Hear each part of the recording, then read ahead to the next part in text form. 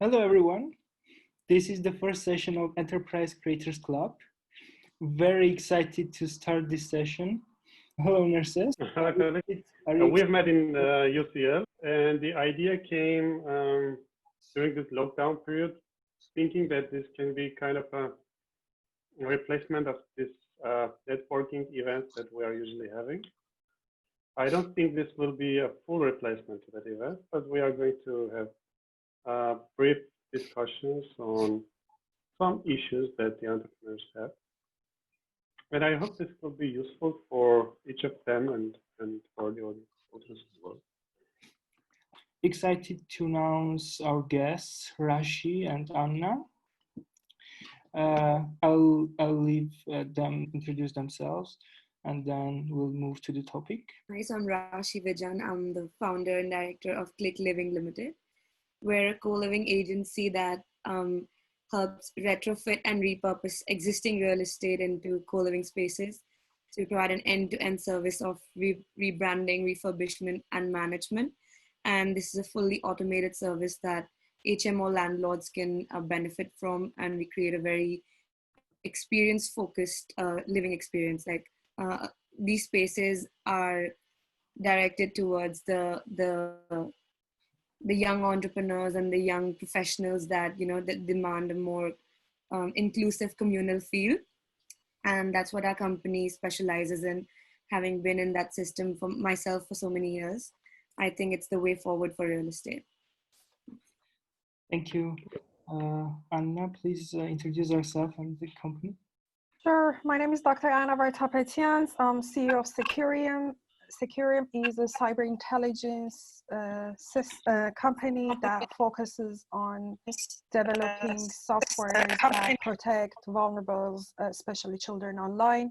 We have capabilities in content and conversation management, and we try to help individuals and businesses to protect what is most important for them. Thank you very much.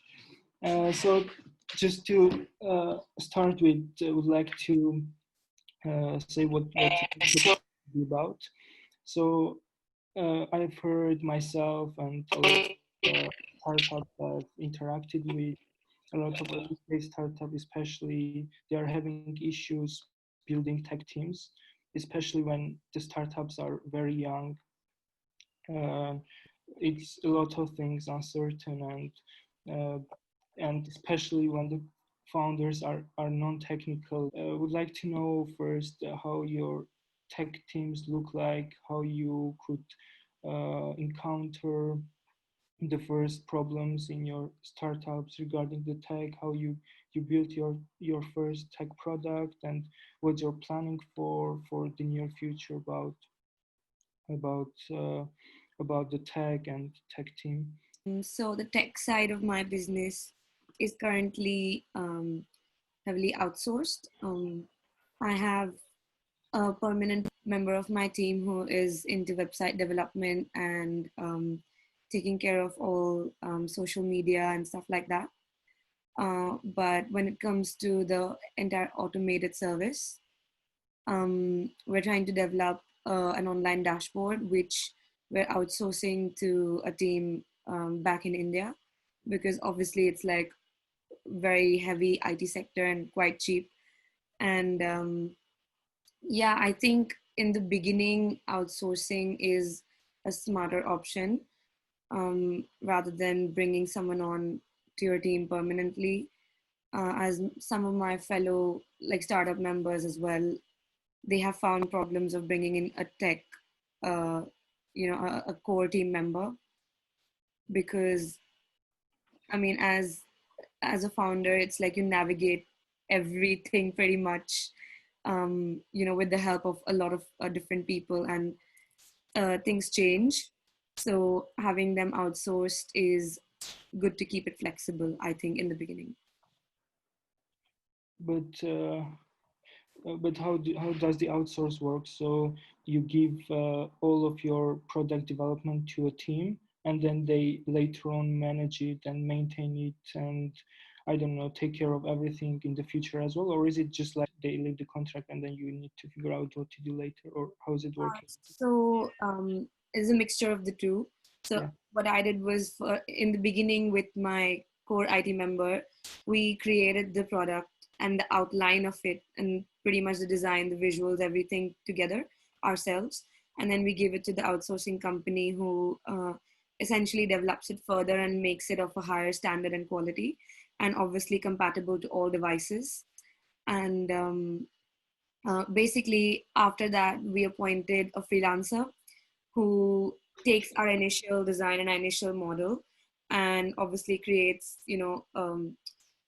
iterations of it, and any improvements, any slight changes, any marketing material based on that. Then they work with the contractor of how to keep on redeveloping the tech side, and include any changes, or that kind of stuff. So it's a mixture. It's a lot of back and forth. I don't think you can rely on the contractor heavily to develop it for you. I see. But are you considering of having a CTO at some point, or like I don't know, at a salary basis, or I don't know, founder basis, or something like that, or you're not considering, you want to keep it outsourced? I think for a long period of time, we're going to keep it outsourced, because our business is very operations heavy and not that tech heavy. It's an online dashboard that once created can be reused like 100,000 times, and it doesn't need any changes. So it's the initial bit that requires a lot of development. But after that, for our business at least, a CTO is, I don't think is necessary. I think we're going to keep outsourcing and probably keep it on a contractual basis. Makes sense. What's your thought on this, Anna? How is the situation in your business about the tech side? So it's interesting that Rashi's approach on the whole concept, and it's great that you managed to find a freelancer that would take care of the tech side, especially as you're automating the whole kind of a process. There is a lot that's going to come to play, and I think the fact that you might have the right freelancers that helps you take care of that is great. Otherwise, you would be that small tech side of things can be very annoying if it doesn't work properly, because that's what attracts people, right? My experience has been very different. We are heavily tech company. Everything that we do is tech based. We are B2B, 2B or C, so you can put any B's and C's as you want. And therefore, we don't deal with customers. We did not even need to have a website until about a year ago. And we do not mostly exist on social media or anything. So for us, that front end was never the case. However, we are heavily in-house tech-based. So almost everybody within the company, and I mean even the business advisor of the company, has a computer degree. Like almost literally everybody. So the approach has been extremely different. However, for me, starting with the CTO has been I think my case has been probably a very different experience, because I started from University of Surrey. I had a boss for 10 years, and we did get along. I mean, don't get me wrong, we do still have fights. Well, I have fight he loves, more or less. But we were comfortable working with each other, just having the same ethics, having the same interest in the company, in the topics that we like to explore. So we just decided that we're going to spin off. And so from day one, we had a CTO. And it was more of a case of he didn't like to be a CEO, so I ended up being the CEO, or otherwise it could have been the other way around. But because we both have a technical background and that's our work, so straight ahead we had a co-founder and a CTO. So that was a slightly different experience. Having said that, our challenge is starting about hiring people who are tech in-house, because given our contracts that we have, especially at the start, outsourcing wasn't an option. We work with a lot of government organizations, sensitive materials, and stuff that having to send it to somewhere who we don't know who's going to work on it was not a case. We have to file and get permissions for anybody that's going to work on a project for that, and therefore for us we needed to build an in-house team. And of course, you know, none of us are recruiters, and when you start, you don't have the capability to pay recruiters to find you people. So it's a trial and error. And I'm not gonna say practice makes perfect, because I believe I still do mistakes hiring people, especially with tech. There's a good sides and bad sides to it. The good side about being technical team is that we can easily test people who are going to join us. The bad side about it is that we have more strict expectations from people, and we would potentially, I don't want to say pay less, but we expect the same work to be done in a more reasonable amount of time, and that might be even shorter. So for example, while we worked in a co-working spaces with other companies, we could see that the ones that the team is not very technical, you can see they hired somebody from outside or somebody that joined, which gave unreasonable deadlines, like, oh, it's going to take 2 months, where me hearing from outside, I would go, no, that's barely a month worth of work. Or we actually help other companies to hire technical people because they didn't know how to test when they were starting to hire people, for example. But I think with Securium, we've been lucky. I have a great team. Our principal software developer has been with us for 2 years, and I think more than the capabilities, their willingness to learn, and the personality, something that works with the entire team, because they are your left hands and our right hands. Because if something doesn't work and the understanding is not there, even if they are the most brilliant brain in the world, it's going to be very difficult to work with them. I think for us it's slightly less difficult because we all speak the technical language, so we don't notice unless somebody comes in and they go like, why are you guys like talking like that or acting like that? But in some other companies that might actually cause an issue if the technical person cannot translate their brain or the other way around to get the job done. That's interesting. I have a question to both of you in terms of motivating the CTOs. What do you think? What are the best motivating factors for them?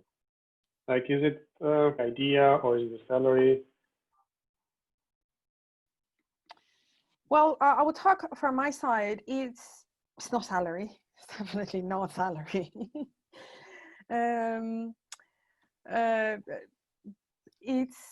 It's the idea, and it's the team.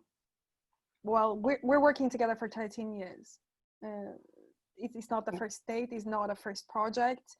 It's the idea that we work, and it's the people that we work. If I was to go and create, well, I was not going to create a company, you know, nurses. I was going to be a lecturer, like I told you the story.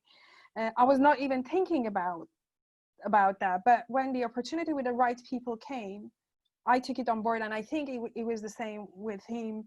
Somebody that likes innovation, somebody that's interested in developing the idea.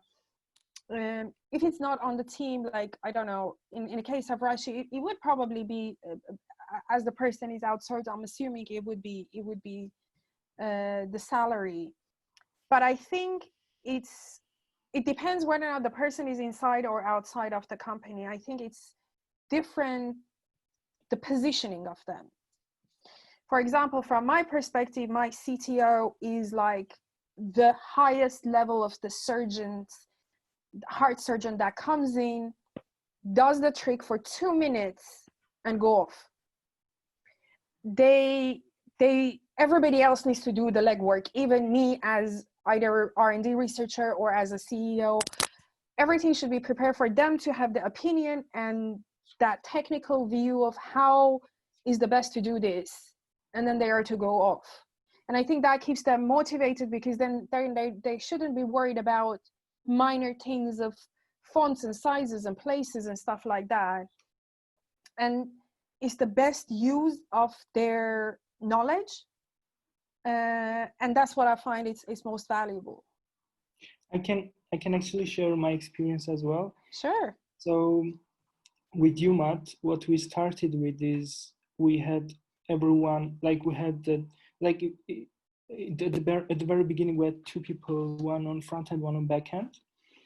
But then we realized it's not enough, so we had 2 more guys joining. So we had 4 people, but they weren't like actually in the team. They were like kind of outsourced. I came to realize it's really important to have people that believe in the idea are in the team. They work, because like all of our co-founders, we have 3 co-founders. All of us are not fully technical, so like all of us are mathematicians, and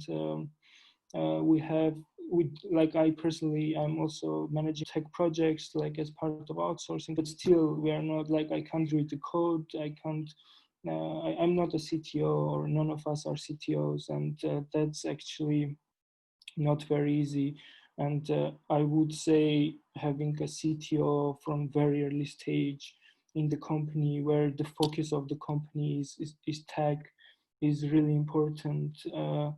I'm not saying you can still outsource some things, you can outsource everything, but like having a CTO from the very early stages is very, very important. But at the same time, I'm seeing a lot of people who just find CTOs. They just search everywhere. They're like approaching everyone and saying, "Can you become a CTO?" Like, I don't think that's a good idea. From the cases I've seen, people I've spoke to, a lot of issues came up because of that. Like they just they just bring in people just because they are technical. So that's actually one of the reasons we are doing this session. Like what advice should we give to people who are like, actually they don't have any tech knowledge, like the actual people who are the founders, who are the idea generators, need to really spend a lot of time on the product, even if they are not actually technical. That's my thinking. And which is like a lot of people are like, they presume they're just giving out, okay, you are a tech person, I'll give it to you, take care of the product. But it's not really the case, and you probably need to spend more time than them on the product, even if you have an idea about the codes, frameworks, etc. Yeah. Any ideas? So Felix, I would have some input on that. Yeah. Regardless of whether or not somebody's tech or not, they need to have an input. They need to learn few things and get to know what they want. You cannot go to a restaurant and say, "Bring me food," because simply they have a chef. You're going to be disappointed. You need to choose and pick few of the stuff out of the menu at least. From my perspective, if you don't know a CEO, deciding to having somebody as a CEO is not the best idea. I think sometimes if somebody needs to go and find somebody, they need to start in-house with a simple person as a developer. And once they prove themselves as a valuable part of the company, then they can have that responsibility. The other thing that my suggestion would be, sometimes until finding a CTO, the CEO needs to be involved, and sometimes having a product manager might compensate for some of the engagements that might not be there that would be expected from CTO. This is given the technical team is capable of making some decisions, because nevertheless the product manager can put on the timeline, can put expectation, and can do user requirements in order to make sure whatever the tech team is developing is up to the standard. Having said that, that cannot, even the product manager cannot work unless there is an input from the managerial or C-level team. Right. So I have a question regarding the, I would say, not hiring, but volunteering process. Did you have this kind of experience with people working in your team? I mean, in this situation, I've seen a lot of people that are willing to find a job, but at the same time, the company needs to see the quality of their work. This is just a general thought, but I would like to know what were your experience with the tech people volunteering in the startups? So the point is, I guess, like, so a lot of volunteers need referrals whenever, like a lot of tech people or designers or yeah, in Rashi's case, I guess it's more designers. In Anna's case, more tech people. Like a lot of people, there are a lot of people out there who need referrals to be accepted. Like they need to have portfolios or things like that to be accepted by companies, or start freelancing in Upwork or wherever they like. So the point is, like, they are actually, there are a lot of people out there willing to work for free on some good projects, and there are a lot of early stage startups who really need who really have finance problems, and they, like, what do you think about, like, have you had any experience having volunteers who would themselves build a portfolio and you would also benefit from them? Or do you think it's not a good idea to have some tech people who is very new and, like, it wouldn't give any value but rather might be problematic? And what about designing stuff? Like, what's your experience with that? And I'll share mine as well on that.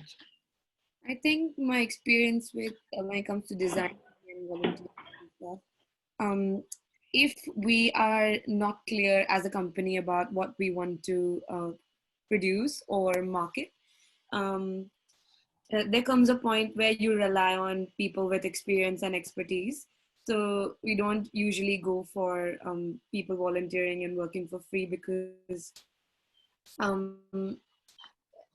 mean, I don't know, there's a factor of reliability as well. I mean, they can pretty much just leave whenever they want. And, it's not a long-term kind of relationship with the company and the people.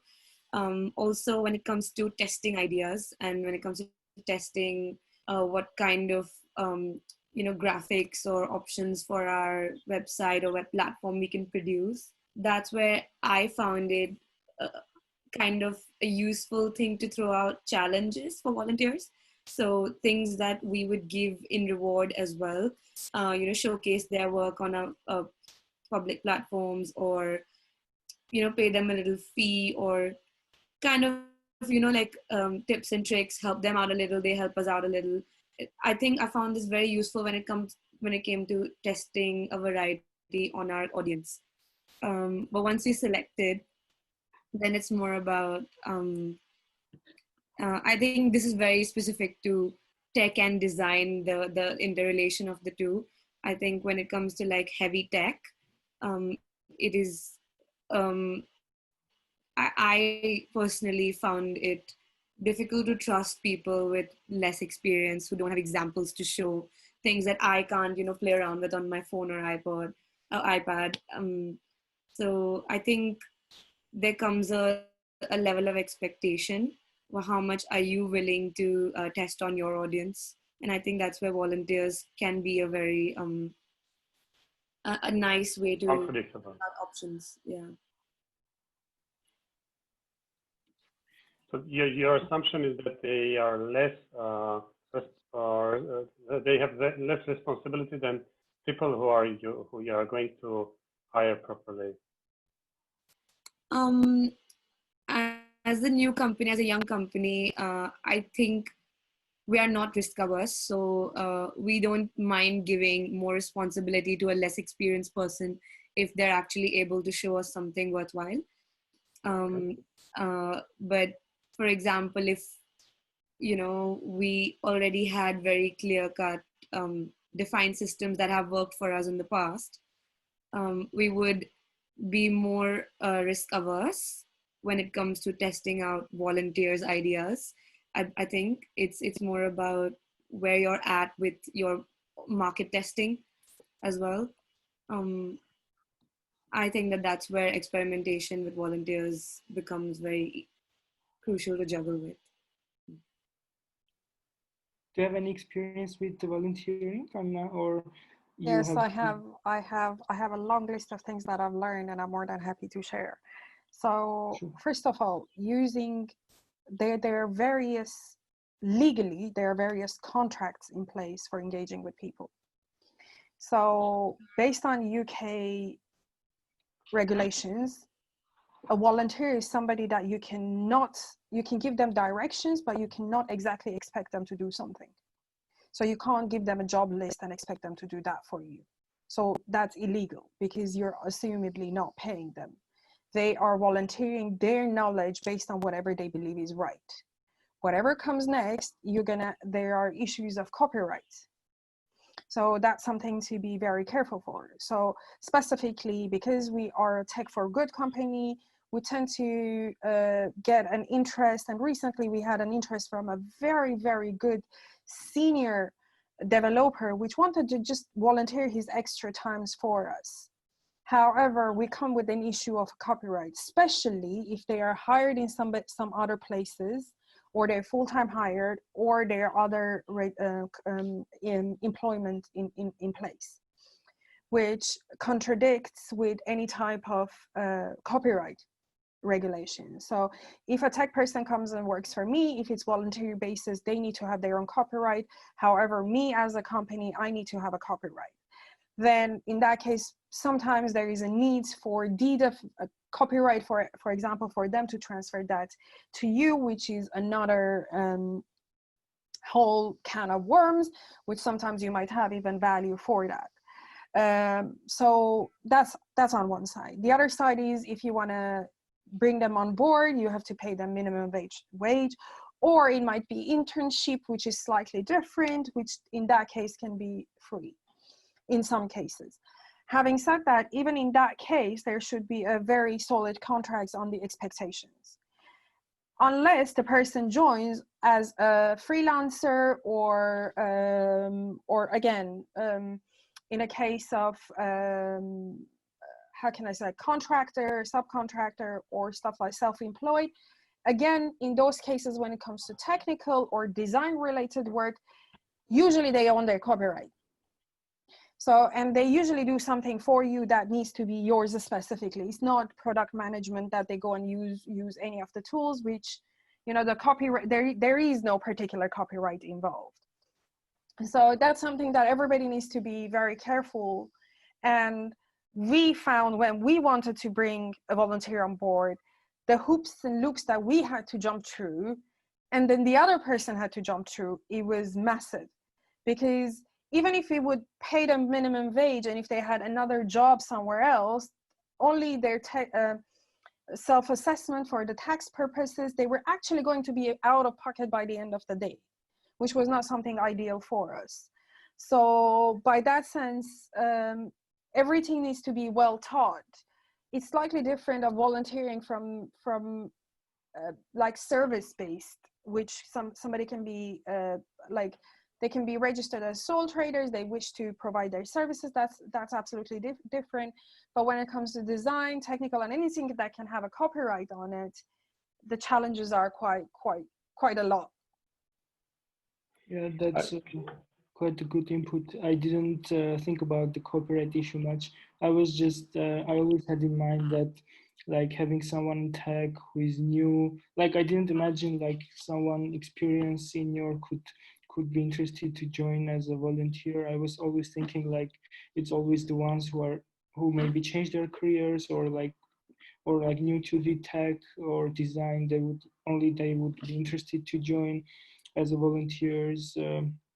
That's very interesting to hear. And I didn't think like, and my thinking was that like if you are very new to the field, like maybe from the tech side, it's not very useful to have someone new and for a very short period in a volunteering basis. It might cause more problems than bring more value. That was what I was thinking, but not. It depends on what area of work there is. And I'm somebody that came out of academia.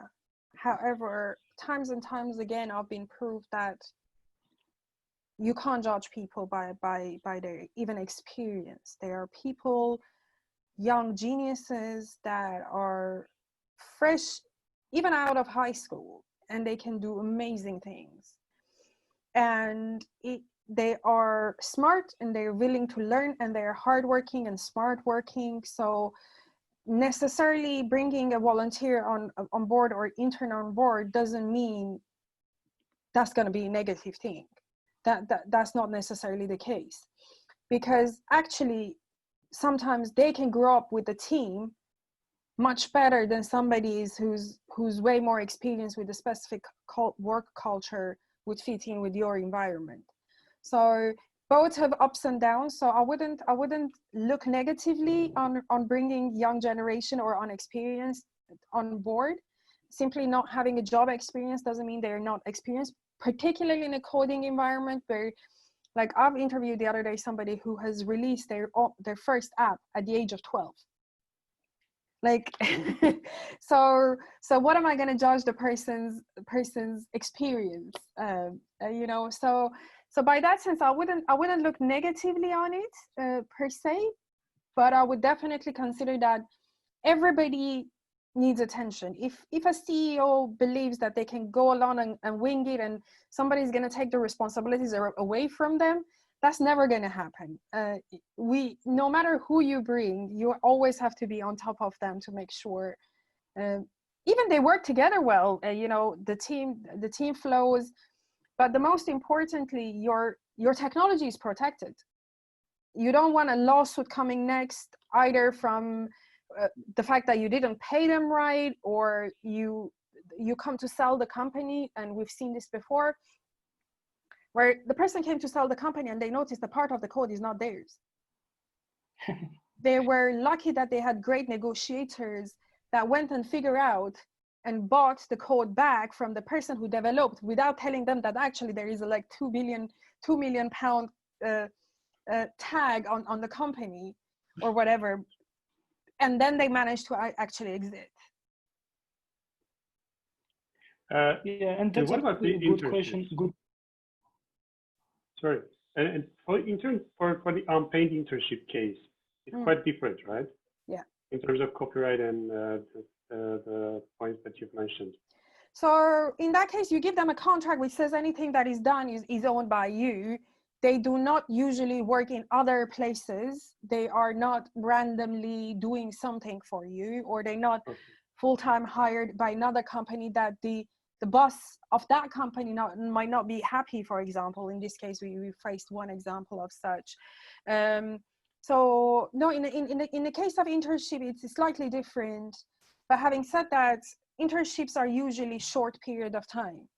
That means you're investing on teaching somebody all the ups and downs of your company by the first month. By the time they learn what's what, they're out of the company sometimes. So the investment is not as much rewarding unless it's a slightly longer period of time. Okay. Okay, guys, good session. I think it was very interesting, and I personally had a lot of new things. I've heard a lot of new things, and will do my own research. I think that's a good start. We'll be having more and more sessions on different topics, including hiring, sales, marketing, and many more. So please follow us, and we'll be back soon. Nurses, any final thoughts? Yeah, I like the contrast of the companies. Yeah. One of them was in real estate, the second one was in cybersecurity. And I didn't know that there are so much differences between the volunteering and other types of involvements, like internships. Thank you, everyone, for for watching this video, and see you next time. Bye bye. See you.